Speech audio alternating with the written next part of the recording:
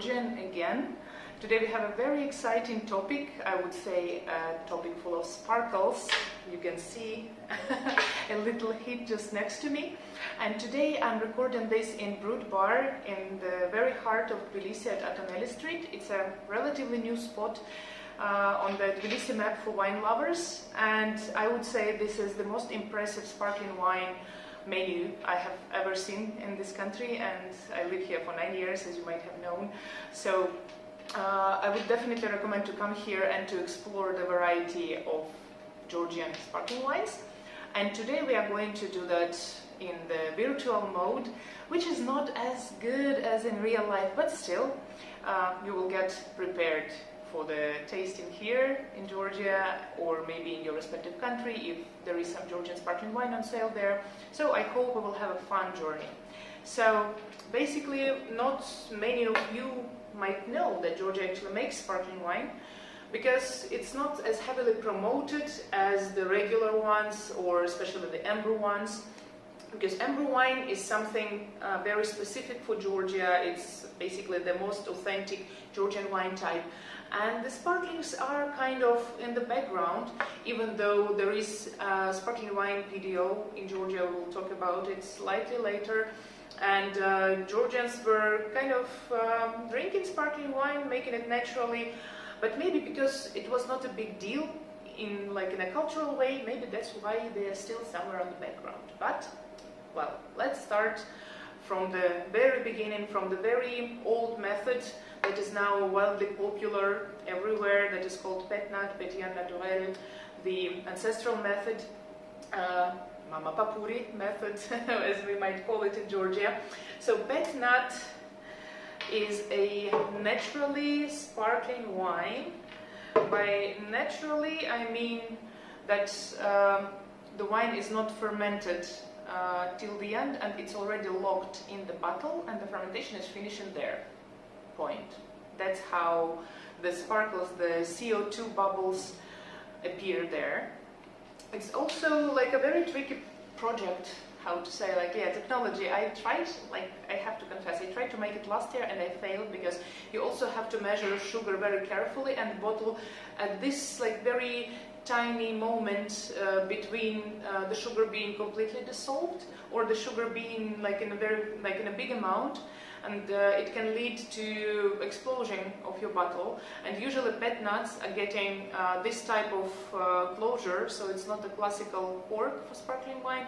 It's a kind of beer cap, and it makes it kind of easier for CO2 to push it out, and then you can get a small version of Big Bang in your wine cellar. So usually also pet nuts have a reputation of being kind of easygoing, slightly cloudy, this fun stuff that is not for fine wine drinkers. However, actually, in Georgia we can have all a huge rainbows of pet nuts and a big variety, and it depends just what people want to achieve or which audience they target. So here I have two pet nuts that are made in Racha and in Aheti. And for example, this pet nut is more funky for sure. It's just unfiltered wine, very young wine, bottled, and then it released bubbles here.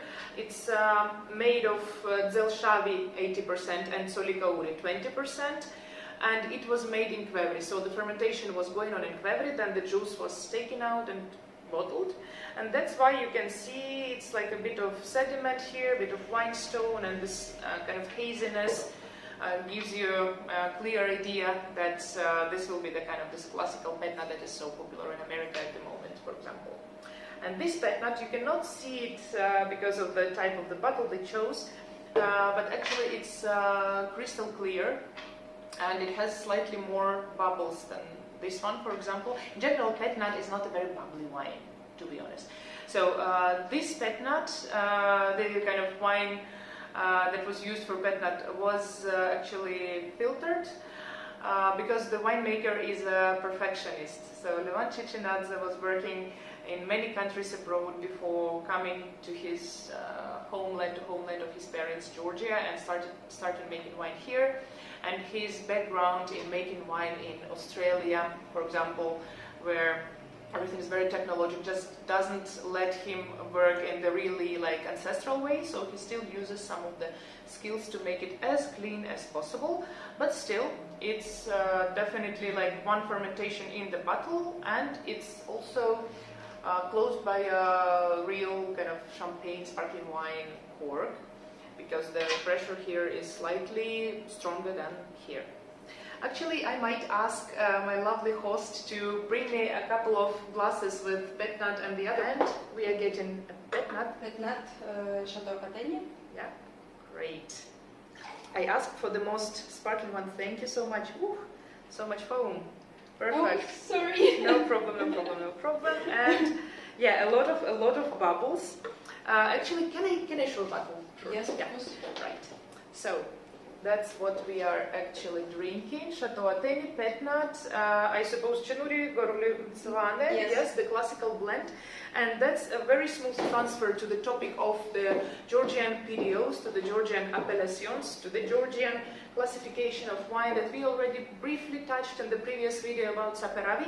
But as Georgia has only one PDO dedicated to sparkling wines, Atenuri is the best choice. And this is kind of Atenuri Petnat, and we are having also Atenuri classical method also. Here we are saying hi to Soso Vanishvili.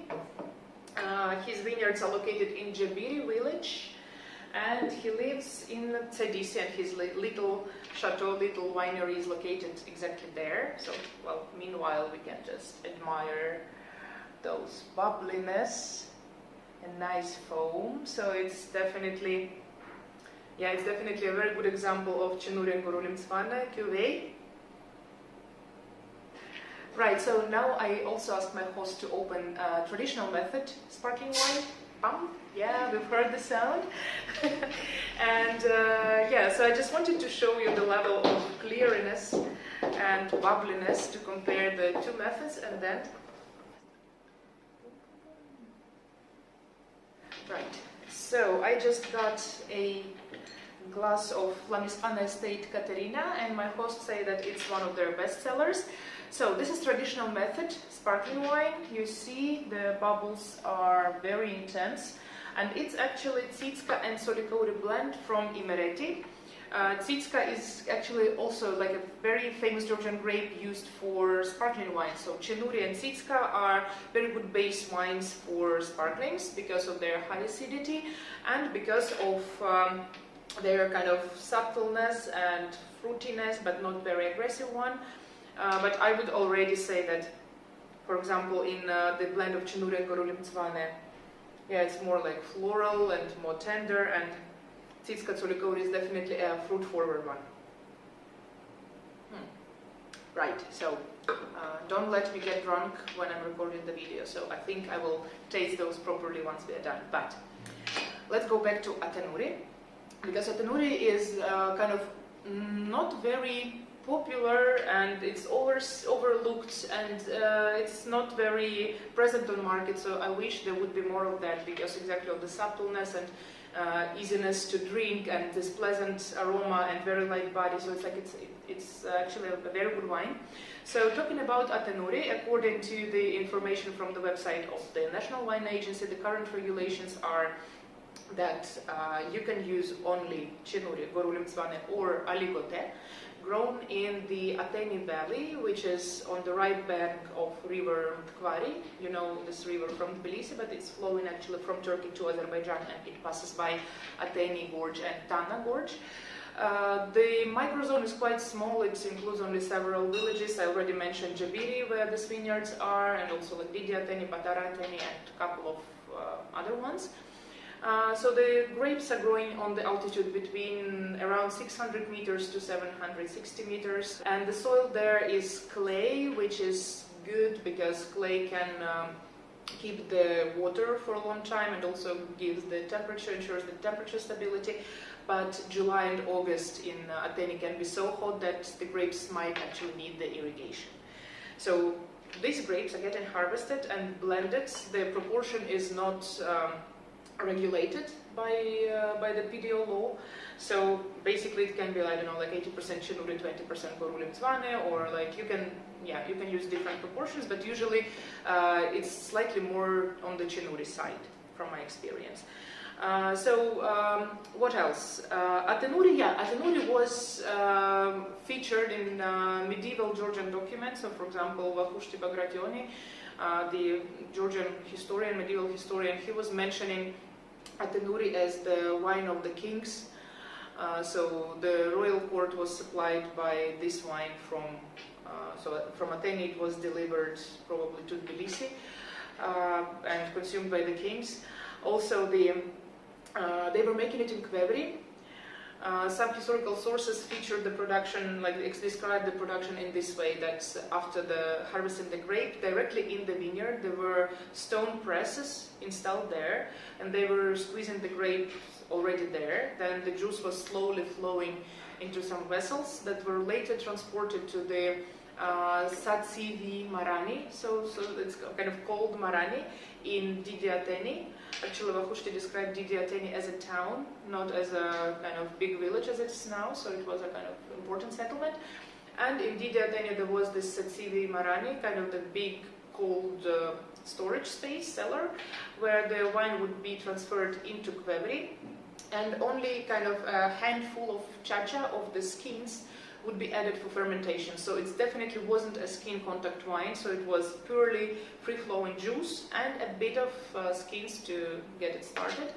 And it started fermentation really slowly because the temperature was cold. And then in several weeks they would take out these skins and seal the kvevris with the wet clay and the big stones. And it would finish the fermentation also very slowly, but as the airflow would be stopped by the time, and the kvevri would be filled till the end. Then there would be some CO2 occasionally created there, because the yeasts would still work on the leftovers of sugar, and there would be some bubbles appearing in the kvevri. And then in the spring they would open the kvevris and enjoy their sparkling wines and transport it to the kings of Georgia. Right, so that's the kind of historical background, and nowadays Atenuri is produced mostly by Chateau Ateni and by Nika Vacheshvili in a dry form. And also Soso made the Atenuri for Teliani Valley, for big company, in a dry form for their Wine People project. But otherwise, this name on the label is super rare, and I'm happy to have it as a pet nut and as a sparkling wine here, as a traditional method. So traditional methods, you might probably know if you're here, you love wine, so then you probably know that traditional method involves the re-fermentation of the still wine in the bottle, so that the fine lees will give it more like a bready brioche taste, flavor, and also there will be more bubbles, and it will be like a finer one. And usually in the European way of making traditional sparkling wines, it should be released after 1 year on lees, or maybe it's a kind of tradition. But according to the Georgian rules, Atenuri might be released after 6 months as a pet nut and after 9 months on the lees as the traditional method. So don't expect anything super complex, but expect a very fun, easy to drink, high quality sparkling wine. And the last but not the least, so Sharma method, so the fermentation in big reservoirs, is used in Georgia by all big companies basically. So of course they would have a premium line like Bagrationi, Teliani, Marani, they would have the premium line. Mildiani to Mildiani actually has some excellent sparkling made by Gogi Dakishvili for them. But mostly they would use the tank method, so the same way of wine fermentation is going on in the big vessels and the big stainless steel tanks, and also the bubbles appear there, and then it gets bottled, and then it's getting aged in the bottle. Here I have the premium brut made according to Sharma method from Dubladze, the Plaza company. Well, what can I say? Of course, I'm have this soft spot for artisanal wines, for small wineries, and you can see by the selection of wines I presented today that I'm kind of into this type of wines. But of course, for the mass markets, for the kind of daily occasions, you need some decent sparkling that is not super expensive, because also the wines from smaller wineries are usually much more expensive than the wines from the big companies, logically. So I would say that in this segment, Dubladze, Mildiani, Teliani are the most popular Georgian brands. What else? Among the pet nuts, unfortunately, yeah, the winemakers that are making sparkling wines, they are also quite often out of stock, because they export them, and you lucky people might taste them in your respective countries. But for Georgia, the stock is not so big. So who I'm really missing here is Lapati wine and Orimarani. Also some of my favorite producers. So if you see those names, please try and buy these bottles. They are available in many countries, like from Germany to Canada, and I think in the United States. So yeah, please try and like find them and taste them, because those are also really like authentic Georgian sparklings, and they are quite clean, so it's not like super funky profile wines. I think you would actually enjoy them. And Orimarani also makes the traditional method and pet nut, and they became famous because of this traditional method wine. Bastian, the winemaker, comes from Champagne, and he knows his stuff, he knows his job. And it's really fun to see what he's doing in Georgia, how he's working with the Georgian grapes, but kind of combining the technologies from classical champagne making, sparkling wine making region, and the Georgian, because some of his base wine is actually made in Kveli.